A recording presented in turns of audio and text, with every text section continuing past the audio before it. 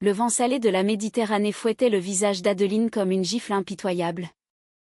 Tandis qu'elle serrait dans sa main le billet d'avion froissé, arraché à la table de la cuisine ce matin-là. Justine était partie sans un mot, laissant derrière elle un vide plus vaste que l'océan qui s'étendait devant elle.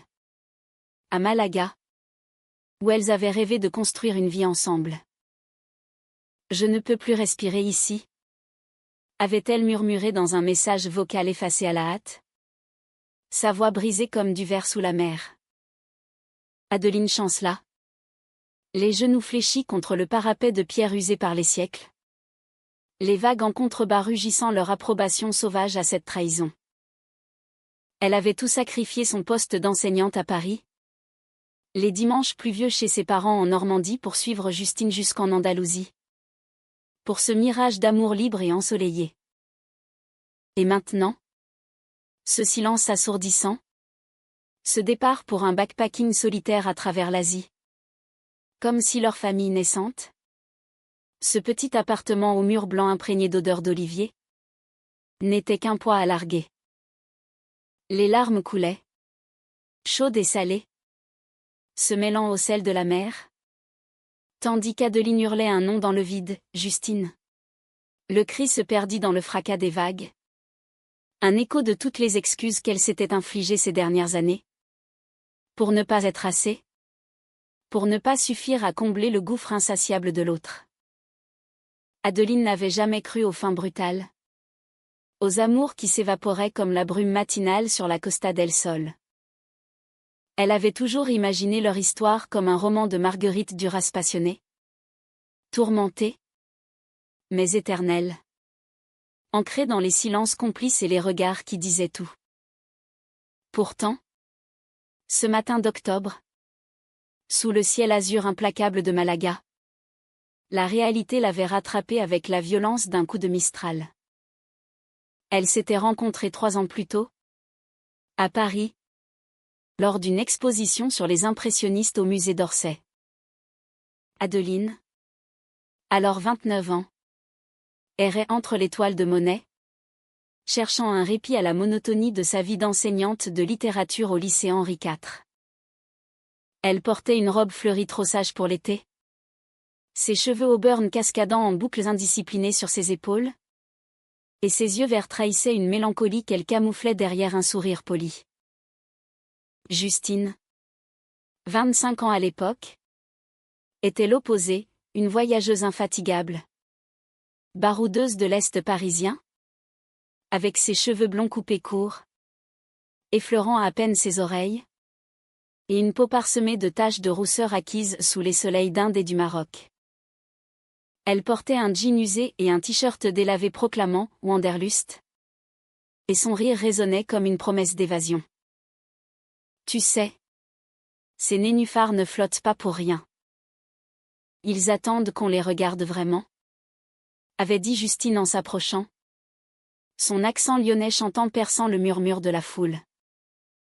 Adeline avait rougi, surprise par cette intrusion poétique dans son sanctuaire solitaire. Elles avaient parlé pendant des heures de Baudelaire et de ses voyages imaginaires. De la peur d'Adeline de quitter la sécurité de sa bulle familiale. Et du feu qui consumait Justine. Cette soif de voir le monde avant qu'il ne s'éteigne. Ce soir-là, autour d'un verre de vin rouge dans un bistrot du quartier latin, leurs mains s'étaient frôlées sous la table. Et le monde avait basculé. L'amour les avait emportés comme une marée montante. Justine, avec son énergie débordante, avait convaincu Adeline de tout plaquer pour l'Andalousie. Imagine, les rues pavées de Séville, les guitares flamencas qui pleurent la nuit. Et nous, libres, sans les chaînes de Paris. Adeline avait cédé, emportant avec elle ses livres jaunis et ses doutes. Elles étaient arrivées à Malaga 1 an plus tôt, louant un petit appartement au cœur du quartier de Pedregalejo, où les pêcheurs allaient encore leurs barques sur le sable doré. La vie s'était tissée de moments tendres, les matins où Justine préparait un café fort, ses doigts effleurant la nuque d'Adeline, les soirées où elle dansait nue sous la lune. Au son d'une playlist de Piaf et de Rosalia, et ses promenades le long de la playa de la Malagueta. Main dans la main. Ignorant les regards curieux des locaux. Mais les fissures étaient apparues insidieusement. Comme les lézardes dans les murs ocres des maisons andalouses. Justine parlait sans cesse de voyage le Japon pour les cerisiers en fleurs. La Patagonie pour ses vents hurlants. Adeline. Elle. Rêvait de racines, un enfant peut-être. Adopté ou par effivé. Une famille recomposée où l'amour ne serait plus nomade. Je ne veux pas te retenir, ma chérie, murmurait Adeline lors de leur dispute. Les yeux baissés. S'excusant déjà pour son besoin de stabilité. Justine hochait la tête. Mais ses yeux s'assombrissaient. Comme si Adeline était une encre rouillée entravant son voilier. Ce matin-là, tout avait éclaté. Adeline s'était réveillée seule dans leur lit au drap froissé. L'odeur de Justine encore imprégnée dans l'oreiller.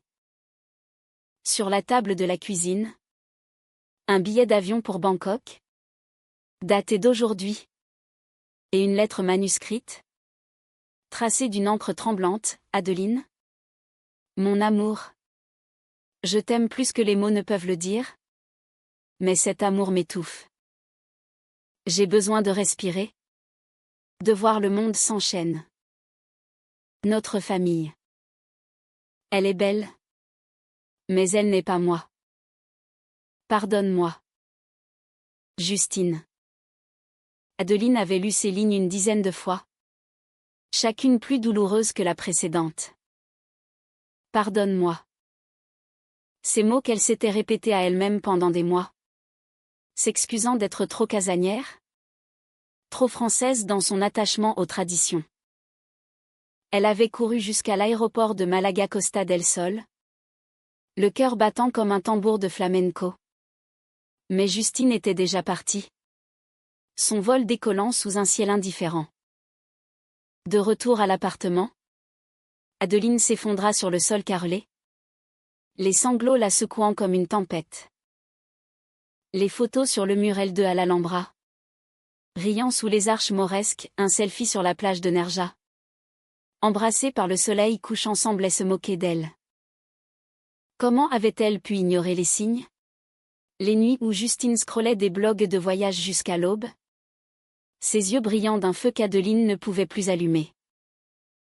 Les disputes sur l'avenir, et si on adoptait, plaidait Adeline. Pas maintenant. J'ai besoin de liberté, répondait Justine. Sa voix se brisant en excuses mutuelles. Pourtant, au milieu de la douleur, une étincelle de colère naquit. Adeline se releva, essuyant ses larmes d'un revers de main rageur. Elle n'allait pas s'excuser cette fois. Pas pour avoir aimé trop fort. Pas pour avoir rêvé d'une vie ensemble. Elle attrapa son téléphone et composa le numéro de sa sœur. Claire. Restée à Paris. Viens-moi. S'il te plaît. J'ai besoin de toi. La voix de Claire, chaude et rassurante, fut son premier ado dans cette mer déchaînée. Les jours suivants furent un brouillard de routine forcée. Adeline marchait des heures le long de la promenade maritime. Le Malcon. Où les palmiers se balançaient comme des sentinelles indifférentes. Elle visitait les marchés de Hatarasana. Humant les épices et les oranges fraîches. Essayant de se rappeler pourquoi elle avait choisi cette vie. Les enfants du quartier, avec leur rire strident, lui rappelaient ce qu'elle avait perdu, pas seulement Justine, mais l'idée d'une famille, d'un legs d'amour partagé. Une semaine après le départ, un colis arriva, des affaires de Justine, renvoyées par courrier express depuis l'aéroport. Parmi elles, un carnet de notes, rempli de croquis de paysages exotiques et de phrases hachées. Adeline, ton sourire est mon phare. Mais je crains de m'échouer. Adeline feuilleta les pages, le cœur serré, et trouva une photo d'elle deux, prise à Grenade, avec une légende, ma maison, mon horizon. Était-ce une promesse brisée ou un adieu déguisé en regret? La nuit. Les cauchemars la hantaient, Justine sur une plage thaïlandaise, dans les bras d'une autre, riant librement. Adeline se réveillait en sueur, le lit vide comme un tombeau.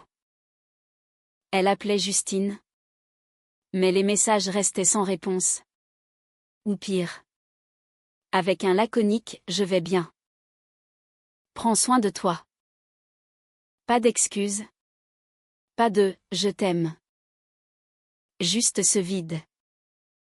Claire arriva enfin, débarquant de l'Eurostar via Madrid, avec sa valise pleine de fromage normand et de bons conseils.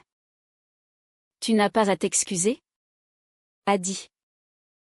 C'est elle qui a fui. Elles passèrent la soirée sur la terrasse, buvant du manzanilla frais, les vagues en fond sonore.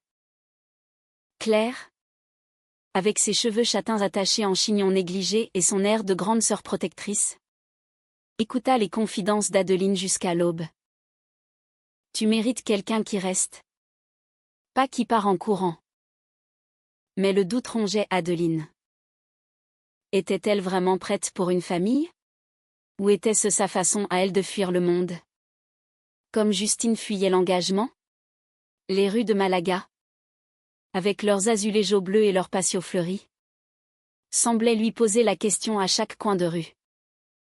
Un après-midi, alors qu'elle errait dans le centre historique, près de la cathédrale de l'Incarnation, Adeline croisa une manifestation pour les droits LGBTQ+, des drapeaux arc-en-ciel flottant au vent. Des chants réclamant l'égalité. Une jeune femme, aux cheveux noirs coupés au carré et aux yeux intenses, lui tendit un flyer, « Rejoins-nous. L'amour n'est pas une cage. » Adeline hésita, puis empocha le papier. Pour la première fois depuis le départ de Justine, elle se sentit moins seule.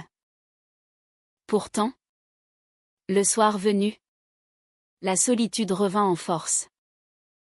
Elle relut la lettre, traquant les mots comme un détective en quête de preuves.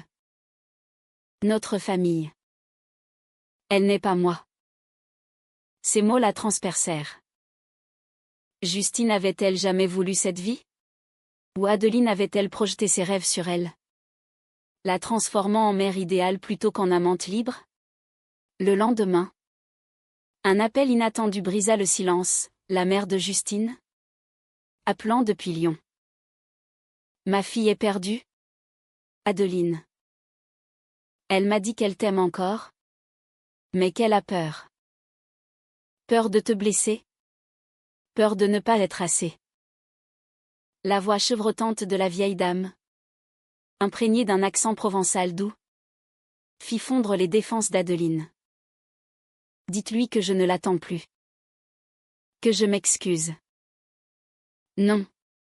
Attendez. Dites-lui que je ne m'excuserai plus. C'était le début d'une fracture, d'un chemin vers la guérison. Mais Malaga, avec ses secrets enfouis dans les ruelles étroites, réservait encore des surprises. Adeline décida de rester, de transformer la douleur en force. Elle s'inscrivit à un atelier d'écriture au Centre culturel français, où les expatriés partageaient leurs histoires d'exil amoureux. Là, elle rencontra Sofia, une peintre argentine de 35 ans, aux courbes généreuses et aux rires contagieux, qui peignait des toiles de mer déchaînées. Sofia l'écouta, sans jugement, lors d'une pause café. L'amour, c'est comme la peinture, parfois. Il faut effacer pour recommencer. Adeline sourit pour la première fois depuis des jours. Un sourire timide, mais vrai. Pourtant, au fond d'elle, Justine persistait. Un fantôme au contour flou. Les semaines passèrent. Rythmées par les fêtes andalouses, la feria de Malaga approchait. avec ses casetas colorées et ses dents endiablées.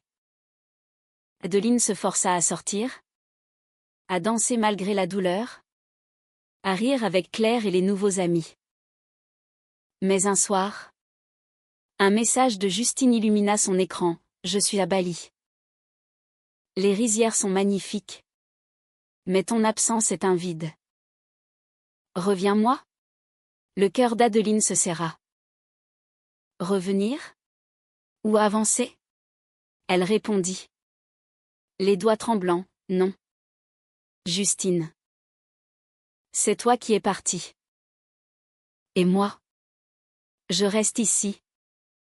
À construire ce que tu n'as pas voulu. Envoyer ce message fut comme larguer une ancre, libérateur, terrifiant. La feria de Malaga éclata comme une grenade de joie et de chaos, transformant les rues en un carnaval de couleurs vives et de musique enivrante. Adeline, vêtue d'une robe fleurie inspirée des gitanes tissus légers flottant autour de ses jambes, épaules nues sous le soleil d'octobre, se frayait un chemin parmi la foule. Claire à son bras. Les verres de rebugito, ce mélange pétillant de sherry et de limonade, circulaient, et les pas de Sevillana résonnaient sur les pavés. Pourtant, au milieu de cette effervescence, Adeline se sentait comme une ombre, son cœur encore marqué par le départ de Justine. Sofia l'avait invitée à la caseta de l'Association des artistes expatriés. Un abri de toiles rayées où les toiles inachevées côtoyaient les guitares acoustiques. La peintre argentine, avec sa peau olive et ses boucles noires cascadant jusqu'à sa taille, irradiait une sensualité terrax en grave terre, un contraste apaisant avec la fougue éthérée de Justine. « Viens danser avec moi », avait dit Sofia, sa main chaude enveloppant celle d'Adeline, la tirant vers la piste improvisée. Les premiers pas furent maladroits. Adeline trébucha sur une mesure, son corps raidi par les souvenirs. Mais Sofia était patiente, ses hanches ondulant avec une grâce instinctive, guidant Adeline dans le rythme lancinant du flamenco. « Laisse-toi aller, comme si la mer t'emportait », murmura Sofia à son oreille, son souffle chaud effleurant la peau sensible du cou d'Adeline. Pour un instant, le monde s'effaça, plus de lettres froissées, plus de nuits solitaires. Juste le battement des palmas, le claquement des talons, et cette connexion naissante, fragile comme une flamme sous le vent. Claire, observant depuis un coin, leva son verre en un toast silencieux. Elle avait vu sa sœur s'effondrer, avait essuyé ses larmes dans la cuisine aux effluves de gazpacho. « Tu mérites ça », a dit quelqu'un qui te voit vraiment. Mais Adeline, même dans cette ivresse nouvelle, ne pouvait chasser Justine de son esprit. La nuit précédente, un rêve l'avait hantée, elle deux sur une plage déserte, Justine tendant la main, mais ses doigts se dissolvant en sable au toucher. Le lendemain, la feria se poursuivait. Mais Adeline choisit la solitude d'une excursion à Ronda, ce village perché sur une gorge vertigineuse, où les ponts enjambent le vide comme des défis à la gravité. Sofia insista pour l'accompagner, transformant le voyage en une aventure complice. Elles roulèrent en voiture de location, la route sinueuse longeant des oliveraies infinies, la radio diffusant du fado portugais qui se mêlait au chant des cigales. « Raconte-moi Paris », demanda Sofia, ses yeux fixés sur l'horizon. Adeline hésita, puis se lança: les quais de Seine, les baisers volés sous la pluie. La première fois où Justine lui avait dit « je t'aime » dans un café enfumé. À Ronda, elles marchèrent le long du Puente Nuevo, le vent hurlant dans la faille de 120 mètres en contrebas. Sofia s'arrêta, posant une main sur l'épaule d'Adeline. « Tu portes encore son fantôme, n'est-ce pas ?» Adeline hocha la tête, les larmes affleurant. Elle m'a abandonnée pour des horizons lointains. Et moi? Je m'excusais d'avoir voulu une maison. Sofia l'attira contre elle. Un câlin ferme et sans pitié. Arrête.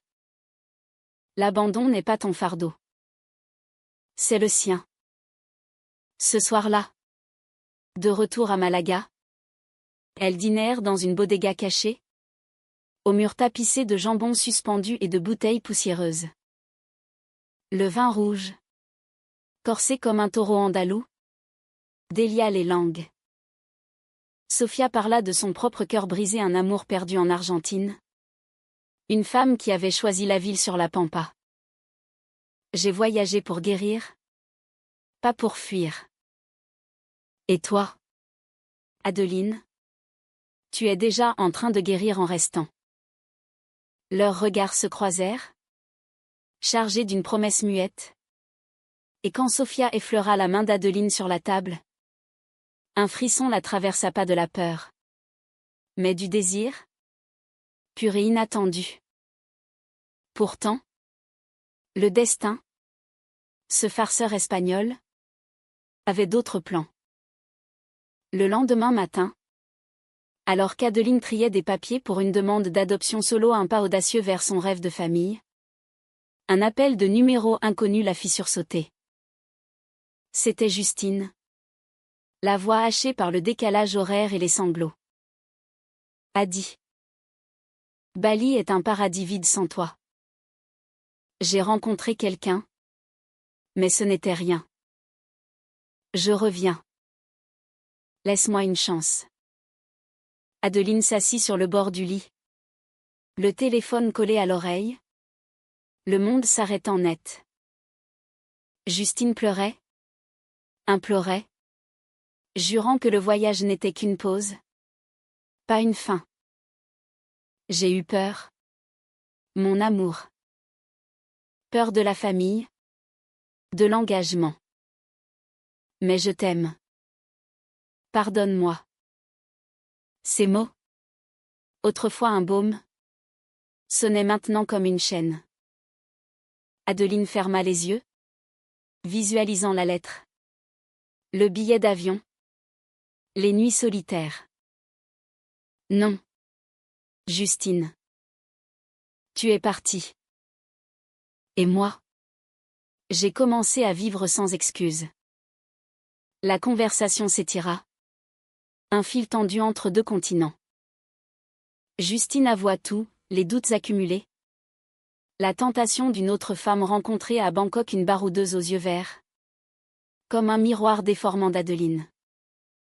Pas une trahison physique, mais émotionnelle. Un flirt avec la liberté qui avait scellé son départ. Je me déteste pour ça, murmura Justine. Adeline, la voix ferme pour la première fois, répondit, ne te déteste pas. Mais ne reviens pas pour moi. Reviens pour toi. Après avoir raccroché, Adeline marcha jusqu'à la plage, les pieds nus dans le sable tiède. Les vagues léchaient ses orteils, effaçant les empreintes du passé. Elle pensa à sa propre famille, ses parents en Normandie. Si traditionnalistes qu'ils avaient peiné à accepter son orientation, mais qu'il avait soutenu inconditionnellement quand elle avait annoncé son départ pour l'Espagne. Ma fille. L'amour est un voyage, pas une destination, avait dit sa mère au téléphone, sa voix chevrotante d'émotion. Sofia l'attendait à l'appartement, un pinceau à la main, peignant une toile abstraite de bleu et d'orange. Voyant le visage tourmenté d'Adeline, elle posa son outil et l'attira dans ses bras. Qu'a-t-elle dit? Adeline raconta, les mots coulant comme un torrent libéré. Sofia écouta, puis l'embrassa un baiser doux, explorateur, qui goûtait au sel des larmes et à la promesse d'un nouveau chapitre. Ce n'était pas une passion fulgurante comme avec Justine, mais quelque chose de plus profond, ancré dans la compréhension mutuelle. Les jours suivants furent un tourbillon de guérison. Adeline s'immergea dans l'atelier d'écriture, où elle commença à coucher sur papier leur histoire non pas comme une élégie, mais comme un hymne à la résilience. « J'arrête de m'excuser pour avoir aimé », écrivit-elle dans son premier texte, lu à voix haute devant un cercle attentif. Les applaudissements furent timides, mais sincères, et Sophia, au premier rang, avait les yeux brillants. Justine revint 2 semaines plus tard, atterrissant à Malaga sous un ciel pluvieux, inhabituel pour la saison. Elle se tenait devant l'appartement, le backpack usé sur l'épaule, les cheveux plus longs, emmêlés par les vents tropicaux, le visage amaigri par les remords. « Adi » murmura-t-elle en voyant la porte s'ouvrir. Mais ce n'était pas Adeline qui apparut, mais Claire, les bras croisés. « Elle n'est pas là. Et même si elle l'était, ce n'est plus ta place. » Justine insista, supplia pour un café, une explication. Claire, compatissante malgré tout, accepta, et elles s'assirent dans un bar du port, face à la mer agitée. Justine déversa son âme, les nuits blanches à Bali. Hantée par le fantôme d'Adeline, la réalisation que la liberté sans amour n'était qu'un exil, la trahison mineure qui n'avait été qu'un pansement sur une plaie plus profonde. J'ai fui la famille parce que j'avais peur d'échouer en tant que partenaire, en tant que mère. Mais en perdant Adeline, j'ai tout perdu. Claire écouta, puis secoua la tête. Ma sœur a arrêté de s'excuser pour toi. Elle construit maintenant pour elle. Si tu l'aimes vraiment, laisse-la voler. Justine partit, le cœur lourd, mais avec une graine de compréhension plantée. Adeline, de son côté, passait la journée avec Sophia à l'Alcazaba, la forteresse mort dominant la ville. Elles erraient dans les jardins suspendus, les fontaines murmurant des secrets anciens. Sophia parla de ses rêves, une exposition à Madrid, une vie partagée s'enchaîne. Adeline, pour la première fois, se vit dans ce futur, pas comme une ombre de Justine, mais comme une femme entière, prête à aimer à nouveau. Ce soir-là, un dîner improvisé, paella aux fruits de mer, vin blanc frais, et des rires qui chassaient les ombres. Quand Sophia l'embrassa sous les étoiles, Adeline se laissa aller, son corps répondant avec une ferveur nouvelle. Ce n'était pas une revanche, mais une renaissance. Mais le destin, encore une fois, intervint. Un appel de l'agence d'adoption, une opportunité pour une famille monoparentale. Adeline, le souffle coupé, accepta. C'était son cadeau à elle-même, une famille sans excuses, ancrée dans l'amour qu'elle se portait enfin. L'hiver andalou s'installa doucement, un manteau de fraîcheur qui adoucissait les contours acérés de l'automne. Adeline, désormais inscrite officiellement comme parent adoptif potentiel, se surprit à rêver d'un futur peuplé de rires d'enfants, de dîners bruyants et de ces petits riens qui tissent une vie. Sophia était devenue une constante apaisante, ses toiles envahissant l'appartement de couleurs vives des marines tourmentées, des couchers de soleil qui évoquaient les yeux verts d'Adeline. Elles passèrent Noël à Grenade, dans la maison de campagne d'un ami artiste, entourée d'une joyeuse bande d'expatriés. La neige rare saupoudrait les sommets de la Sierra Nevada, et l'Alhambra, illuminée, semblait un palais de conte. Adeline et Sophia échangèrent des cadeaux simples, un collier de perles de Majorque pour Sophia, un carnet de croquis pour Adeline. « Pour que tu dessines notre histoire ?» dit Sophia, ses lèvres effleurant celles d'Adeline dans un baiser chargé de promesses. Pourtant, la cicatrice de Justine suppurait encore. Des messages sporadiques arrivaient, des photos de randonnée en Nouvelle-Zélande. Des mots laconiques, je pense à toi. Adeline les lisait. Le cœur pincé. Mais ne répondait plus. Elle avait bloqué le numéro. Non par colère, mais par nécessité de paix. Claire, repartie à Paris, l'encourageait par mais, tu es forte. Petite sœur. La famille que tu construis est la plus belle des revanches. Le processus d'adoption s'avéra un labyrinthe émotionnel.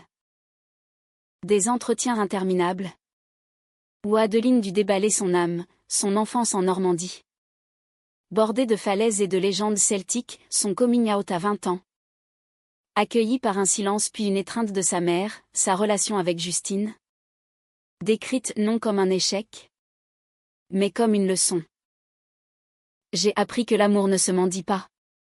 Confia-t-elle à la travailleuse sociale. Une femme andalouse aux yeux sombres et compréhensifs.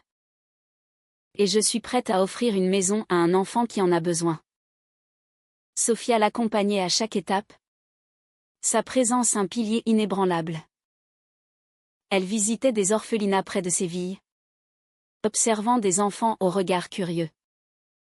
Une petite fille de 5 ans. Nommée Lucia. Attira Adeline, cheveux noirs en natte. Yeux noisettes pétillants. Et un sourire qui défiait les épreuves. Lucia avait perdu ses parents dans un accident. Et son rire timide cachait une résilience farouche. Elle me rappelle moi. Avant Justine, murmura Adeline à Sophia lors d'une visite. Mais le passé ressurgit comme une vague traîtresse.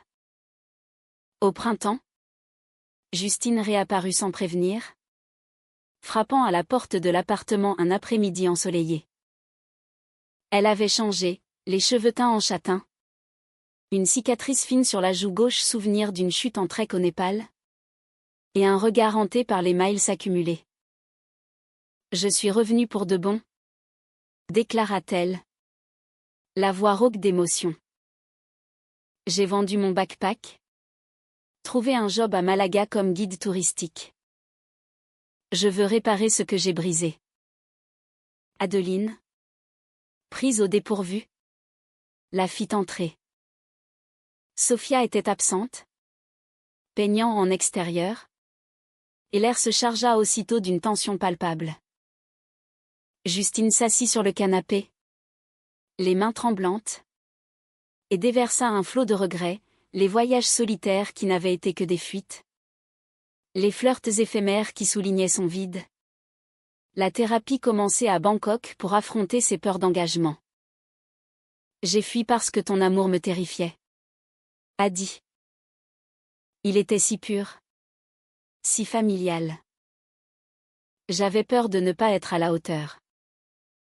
Mais maintenant, je sais, je veux cette vie avec toi. Adeline écouta. Le cœur déchiré entre la pitié et la fermeté naissante. Et la trahison? Les nuits où tu choisissais l'horizon sur moi? Justine baissa les yeux. Des larmes perlant. C'était lâche. Pardonne-moi. On peut recommencer. Mais Adeline secoua la tête. Une résolution calme l'envahissant. Je t'ai pardonné il y a longtemps, Justine. Mais je ne m'excuse plus pour avoir voulu plus. J'ai une vie maintenant avec Sophia. Avec l'idée d'une famille. Tu es le passé. La confrontation s'étira en une dispute orageuse. Des mots lancés comme des olives amères. Justine accusa Adeline d'avoir tourné la page trop vite. De se venger par un nouvel amour. Sophia? Cette étrangère? Elle ne te connaît pas comme moi. Adeline riposta. La voix brisée mais claire, elle me voit telle que je suis. Sans condition. Toi. Tu m'as vu comme un obstacle à ta liberté. Justine partit en larmes. Mais pas sans laisser une bombe, j'ai parlé à tes parents. Ils savent tout. Et ils veulent que tu rentres à Paris. La famille d'abord. disent-ils. Adeline, abasourdie, appela immédiatement sa mère.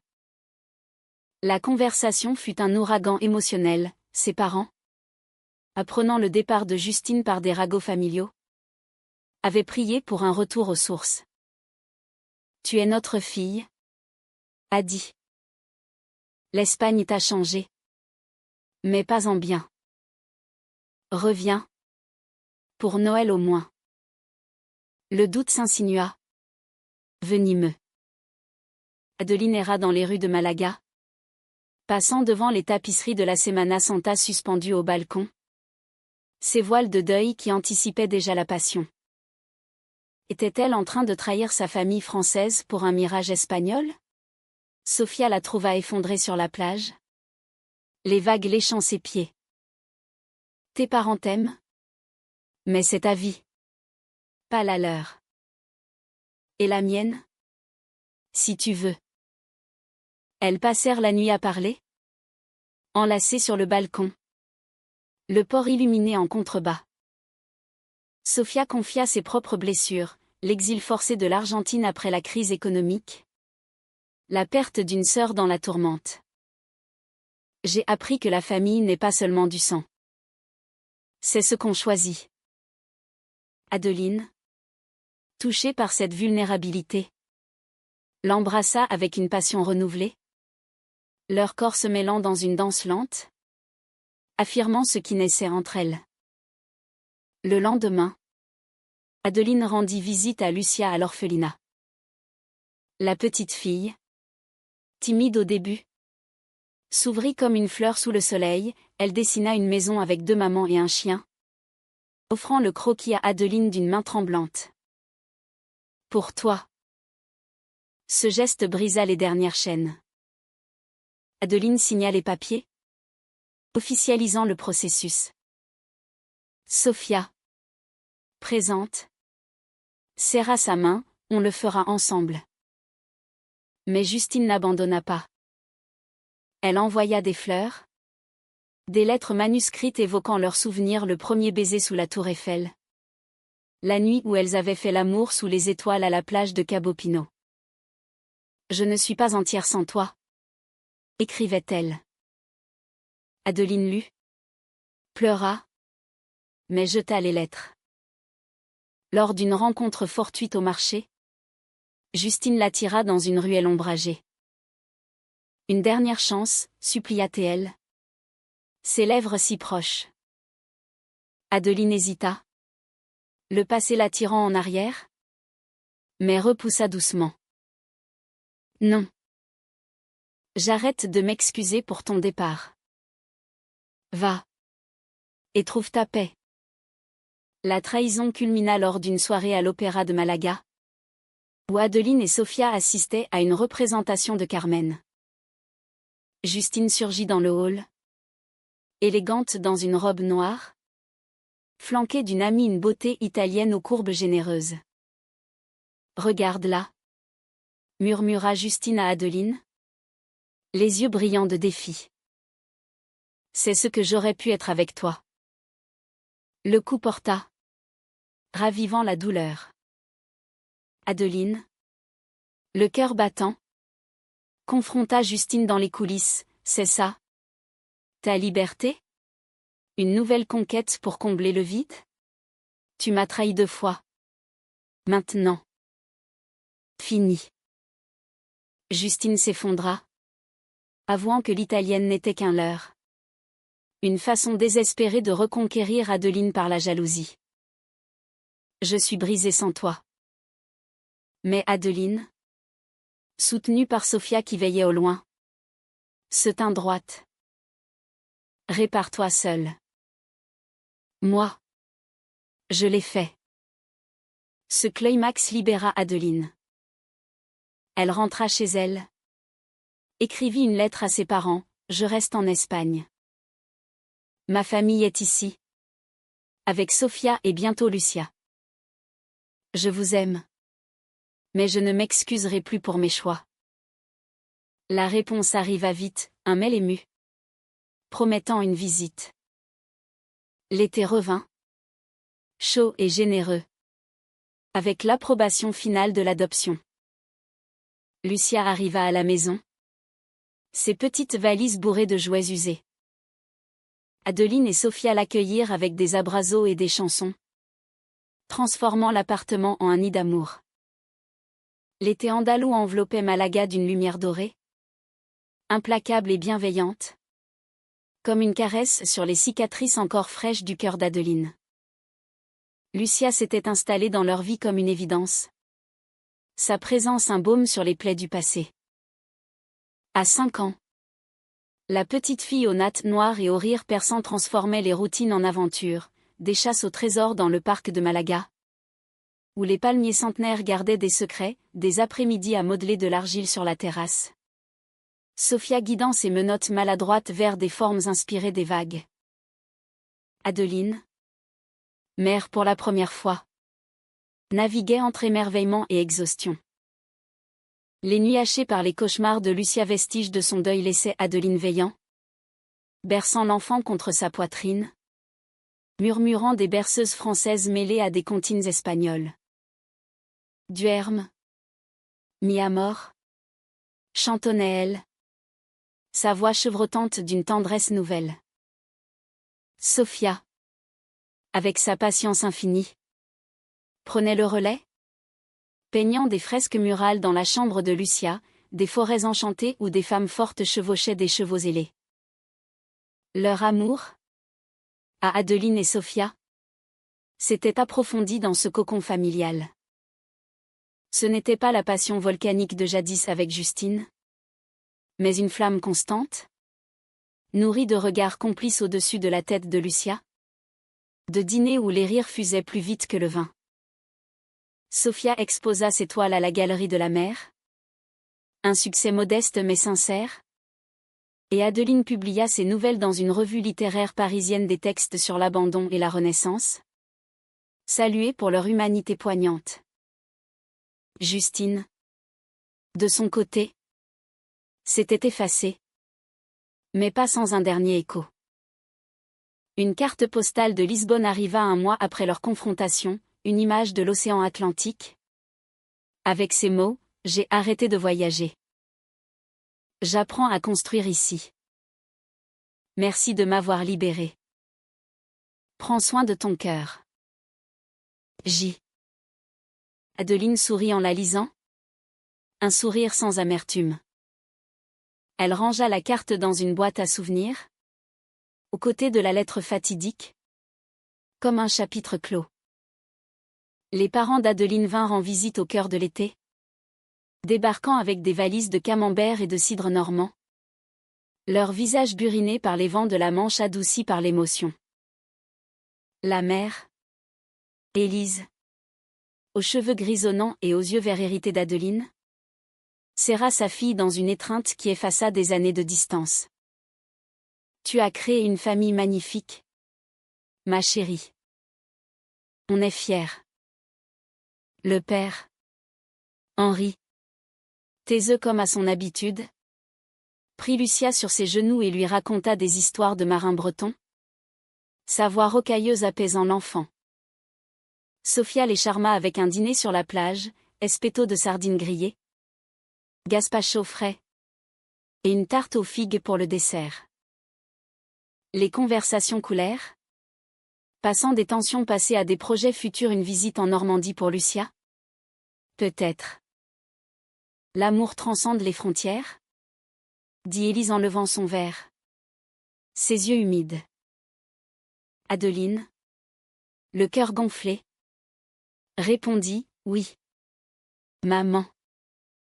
Et je n'ai plus besoin de m'excuser pour le mien. La trahison de Justine, autrefois un gouffre, n'était plus qu'une leçon gravée dans l'âme d'Adeline. Elle avait compris que l'abandon n'était pas une faute personnelle, mais un choix de l'autre, un choix douloureux, mais libérateur. Dans les moments de doute, quand Lucia demandait « Pourquoi pas de maman comme les autres ?», Adeline répondait avec honnêteté « Parce qu'on a choisi l'amour qui nous ressemble. Et c'est le plus beau. » Un soir de fin août, Alors que le soleil se couchait sur la baie de Malaga, teignant la mer d'écarlate et d'or, Adeline, Sofia et Lucia marchèrent main dans la main le long de la plage. Lucia ramassait des coquillages, ses petits pieds creusant des sillons dans le sable, tandis que Sofia et Adeline s'arrêtaient pour un baiser volé, salé par la brise marine. « Je t'aime », murmura Sofia, ses doigts entrelacés à ceux d'Adeline. « Et moi ? Je nous aime », répondit Adeline, son regard embrassant l'horizon non plus comme une menace, mais comme une invitation. Le vent, ce même vent qui avait porté le cri de douleur d'Adeline des mois plus tôt, soufflait maintenant une mélodie douce, porteuse de promesses. Lucia courut vers elle, un coquillage en forme de cœur à la main. « Pour vous » s'exclama-t-elle. Adeline le prit, le serrant contre son poitrine, et rit un rire libre, profond, libéré de toutes les excuses. Dans cette Andalousie adoptive, Adeline avait trouvé non seulement un foyer, mais une vérité humaniste: l'amour véritable n'abandonne pas, il se réinvente. Et elle, enfin, avait arrêté de s'excuser pour en être digne.